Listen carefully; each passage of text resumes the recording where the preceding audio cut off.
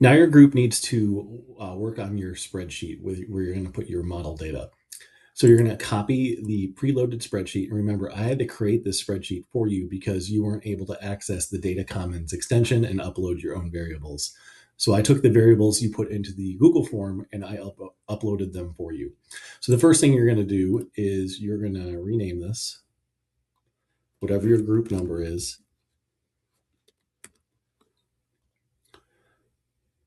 And then you're going to make sure you put it in your shared folder. All right, so there's one thing we need to see right off the bat is that there are two tabs. One tab says values only, and we're going to use that one. The other one says don't use API calls to get values. That second tab is the tab I had to use the formulas to pull the variables for you based on the variable names you gave me.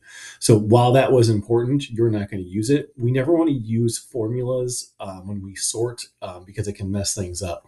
So this value is essentially all of the things that are copy and pasted as values only into this. So this is just all numbers. There's no formulas as it stands right now.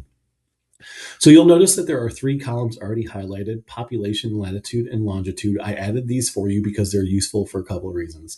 Latitude and longitude are useful because we're going to put some of our data on a map later on in this unit. So we want to have the latitude and longitude data available. So don't delete those. Population is also useful because some things like that are listed are like crime count. And obviously, bigger cities with more people are going to have more crime. So you may want to look at it per capita, that is per person. So take the number of crimes and divide it by the number of total people. So that could be useful for a lot of different statistics. So I gave you the population of every city. So you want to keep those ones in green.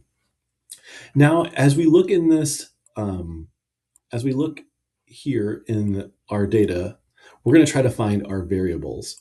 And we'll notice that some of these do not have any data underneath. That means the variable you gave me was wrong. I can tell arts and entertainment is wrong because there's no underscore, and I don't even know if that was one that was from the Racine work. That may be something that somebody valued, but that wasn't an actual variable from the Racine page that we looked at. Everything should have underscores. So again, like this one here, count criminal activities burglary, this one works because all the data is there. And if you look at in the other tab, if we look at the data there, we can see that I have the formula here and everything works. So for here, when I put the formula in here, it didn't work. So something's wrong with that. So if you are missing,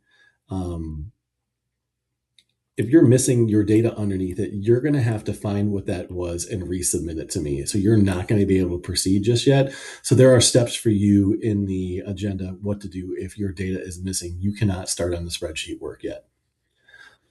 So if your data is here, there's a lot of data here because people pick different categories. So you need to find your specific variables. So I had already kind of combed through them. So I'm just going to highlight them. So this was one that I had. So I'm going to highlight them in green and then I'm going to delete everything.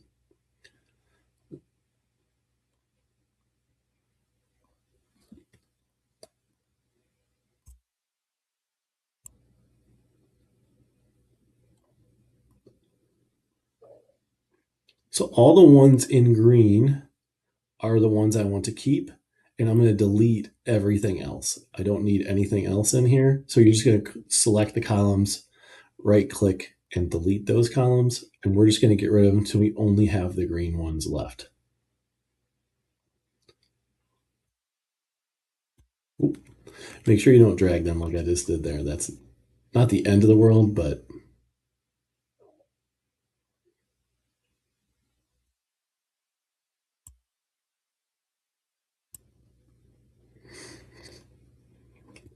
and I'm going to pause this and just delete the lesson. No reason for you to watch me.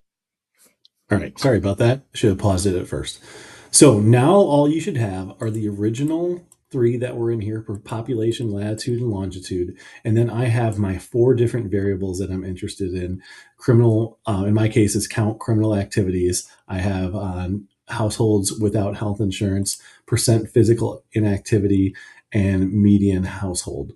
So once I have those, then I can start working on my normalization. So just to kind of give you an idea what to do, I'm going to insert a column to the right. And this is going to be my normalization for crime.